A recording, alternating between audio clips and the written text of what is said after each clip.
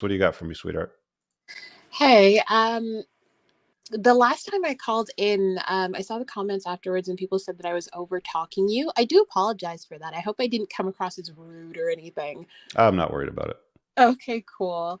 I was asking, and I'm actually wearing a face mask, by the way.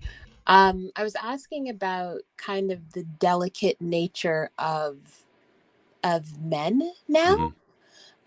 I'm noticing that a lot of the guys are very I don't know if it's because there seems to be a lot of guys who are being raised by moms or something, but I'm noticing that a lot of the guys, they're very easy to emasculate. It's one thing if you're kind of an overbearing, like Right. really aggressive person. It's That's another, what that's what society has manufactured men into today. They've basically pussified them. yeah, yeah, like it's really, really easy to emasculate guys now. And Hmm. it's gotten to the point now where I'm kind of wondering, do you find that some of the requests that not only women are making, but some of the requests that men are making are a little unreasonable? Because if one guy is already kind of super emasculated and he's Hmm. very effeminate and he's asking women um to kind of Submit. yeah submit to him, Yeah. it kind of requires you to be as a woman a tinier version of Correct. herself in Yeah. order to deal with him. So And that's why I preface the talk about the green flags with, like, you have to be a guy worth something if you're gonna, like, vet for these, right? Like, you mhm, don't have the luxury of saying to a woman, make my bed and continue to do it for me if you're low value. You just don't. mhm, She's not even going to do it like the first time, right? And it's just a function of society and societal programming and the way the state run things. And church is a big beta factory, today as well. I've had this conversation with Rollo before on his book on religion. There's a lot of sources out there that, like, weaken and soften men, and there's a lot more weak and soft men today than what there were ever before. Which is why it's easier for top shelf alpha men to stand out from, like, the sea of turkeys. There's like a sea of turkeys, and then there's the odd eagle that's soaring above them all, right? And those are the unplugged alphas up there. There's not a lot of them. And women have the expectation for those guys up there, but what they're met with is a bunch of weak pussies on the ground. mhm. I just wanted to also say, I had the experience of dealing with a guy who's former military, Hmm. and I'm not sure if you know a lot of people in the military or people who have like been successful in the military, but his I his do. personality was incredible. Hmm. He had the most beautiful home. It was very well manicured. Even his dog was one of the most graceful dogs I've ever met. Like there was his life was just so not regimented, but it was so full of discipline, and Hmm. he just had a way about him that I just kind of instinctively knew that if I wanted to be around him, I had to be on my P's and Q's.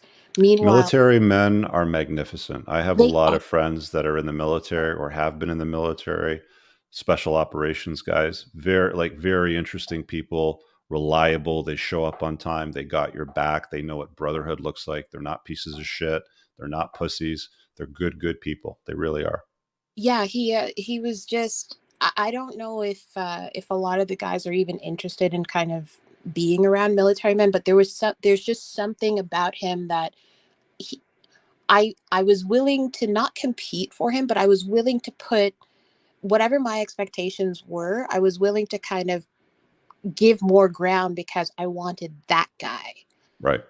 So And that's what my point is with this, is that women will enter your frame and complement your life if you're a guy worthy of that, which is why you yielded to GI Joe, but the regular, pussified guys, you wouldn't do that, right? yeah, no, they demand it of you. They Yeah, demand that you submit yourself to them, and they actually absolutely. yeah, they ask that you make yourself smaller. So like even you were talking earlier about like your own business and things like that. I think from what I've seen, most women are desperate to have men who pride themselves on leadership. So we want to be a part of making you a king. Yeah, and it's not that men like that want you smaller. Hmm.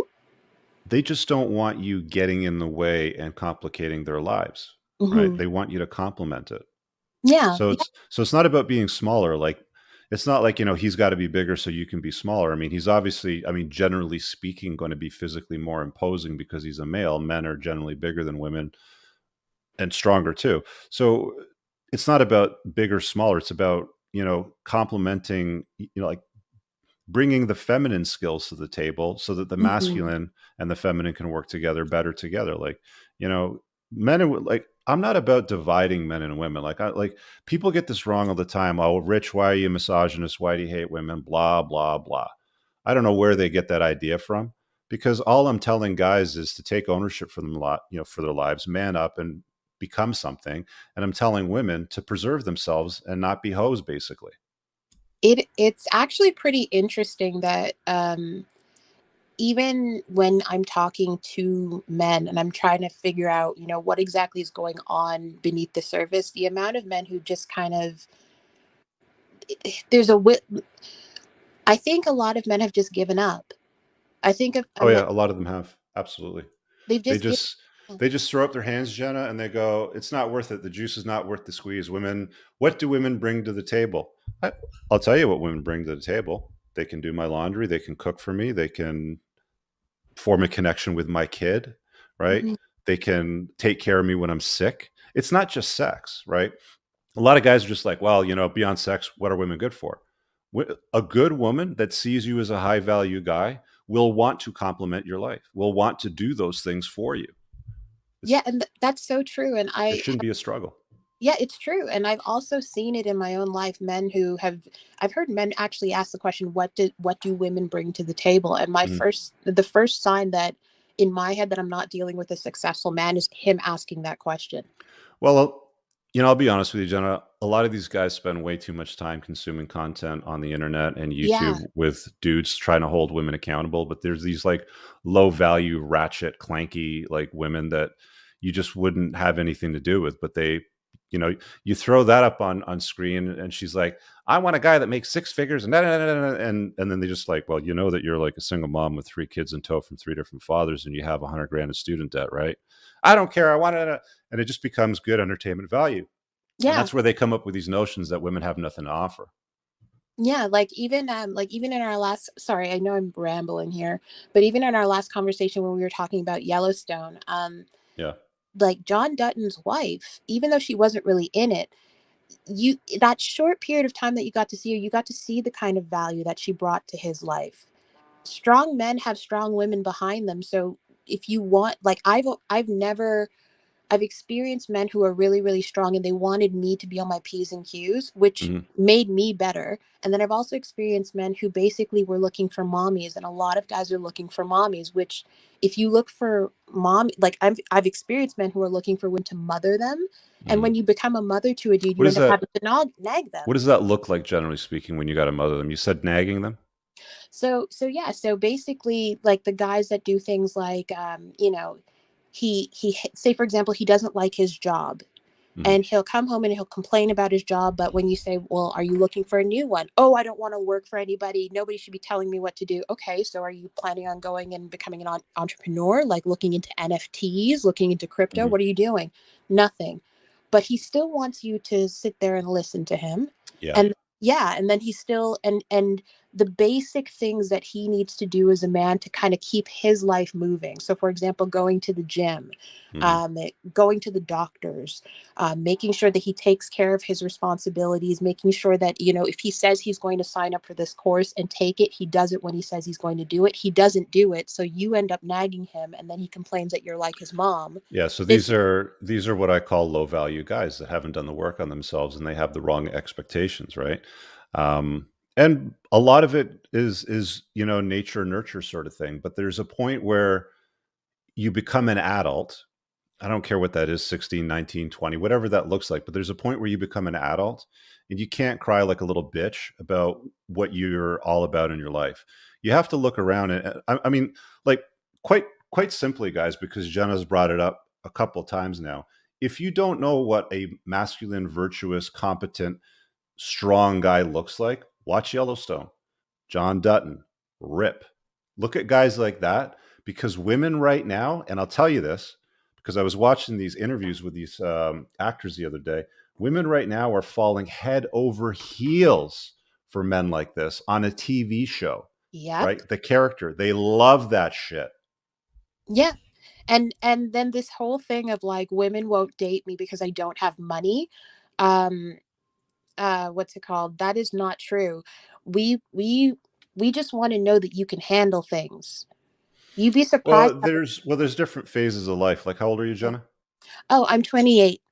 So a 20 something guy Hmm. that's a Chad looking guy that has a plan will still be attractive to you. But if the guy's, let's say, 42 and he's got nothing to show for himself, but he still has some ambition, doesn't Hmm. matter how good looking he is, the 20-year-old guy looks more attractive 100% of Yeah, the time. Yeah. that's true. That's true. Right. It's So it really all depends on how old the guy and where that's at. And I've talked about that part before too. Yeah, like that's very true. I just I was just curious because I was talking to some of my girlfriends and we're all having the same problem. Everyone, all of us want to be in happy, healthy, stable relationships. We want we want our own John Duttons. We want our own Rips. Mhm. And we're even willing to make some concessions with the fact that he may not be the highest earning, but is he good with his hands? If something breaks in the house, can he fix it? If he can't make money, can he save us some? Mhm. And the guys are just they're basically women with penises, like they're useless, like Pretty much. yeah. Oh Yep. well thank you. Jenna, next time, camera on. Yeah, well what Everybody's asking to see your face, right? We got well Sperling here. When are you going to show your face? Come on. here's what I'll do. If you have an email address, I can email you a picture of me and I can explain to you why I prefer to be off camera. It's on the about page of the YouTube channel. The email is right there. You can shoot me an email that way. Okay, groovy, I'll do it. Groovy. All Okay, right. Thanks.